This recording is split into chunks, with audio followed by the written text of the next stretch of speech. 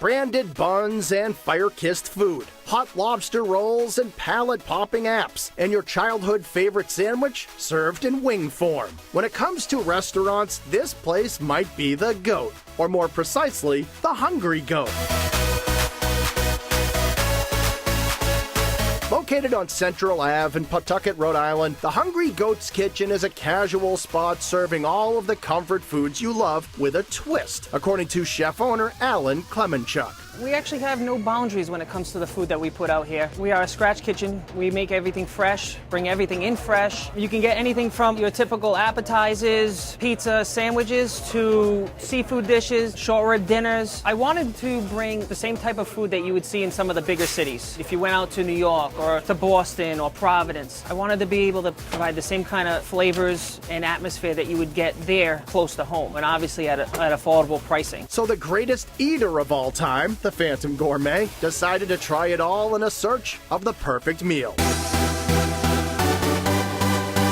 It's almost impossible to pick between the creative appetizers at the Hungry Goat's Kitchen. There are crispy potato skins piled up with slow-cooked short ribs, a 3-cheese blend, and served with soured cream. Crunchy tots topped with bacon, lettuce, tomato, and lots of beer cheese. And PB&J chicken wings coated with a peanut dry rub and then drizzled with jelly. It's not overwhelming with the peanut butter or the jelly. It's kind of an even balance. You can taste the chicken. You can still taste the wood fire, but you also get hints of the peanut butter, and then of course the jelly sauce at the end over the top. But for a flavor explosion, the ultimate appetizer has to be the snake bites. The snake bites are a bacon-wrapped stuffed jalapeno with a shrimp and cream cheese filling. You get a little bit of the heat, but then you get the savoriness from the bacon, and of course the cool sensation from the cream cheese filling inside.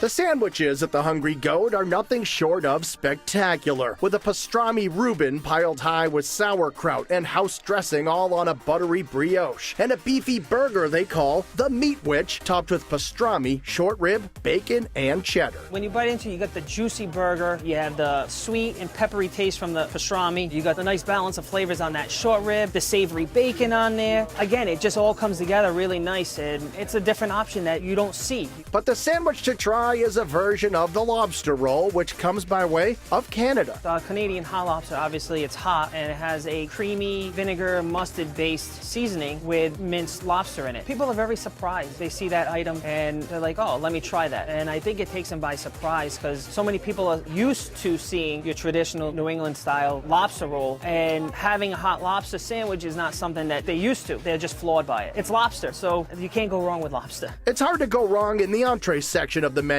at the Hungry Goat's Kitchen, with short rib that's braised for hours served over thick-cut pappardelle. And since Alan is Portuguese, he wanted to offer a dish that's been in his family for decades. I wanted to stick with some traditional Portuguese items, and one of them was the alentejana. It's not a spicy dish. It's got more of a vinegar, wine, tomato base type of sauce to it. You got your little necks and your potatoes and the pork. It picks up all that vinegar. It penetrates the meat, breaks it down, makes the pork really tender. And then at the end, you have the pickled vegetables, which is a nice complement, which kind of brings out a little bit more of that vinegar flavor from the sauce itself. If you're looking for a meal to share, nothing tops a pizza. Whether you want something with veggies like this one topped with portobellos, red onion, olive, spinach, and feta, or for the carnivore, this one loaded up with short ribs, sausage, pepperoni, and meatball. And if you want your pizza sweet, nothing beats the apple cobbler dessert pizza. It was a mix of butter, flour, walnuts, and some hazelnut. You have sauteed apples. The apples actually get tossed with some brown sugar and some wine. That gets put on top of the pizza,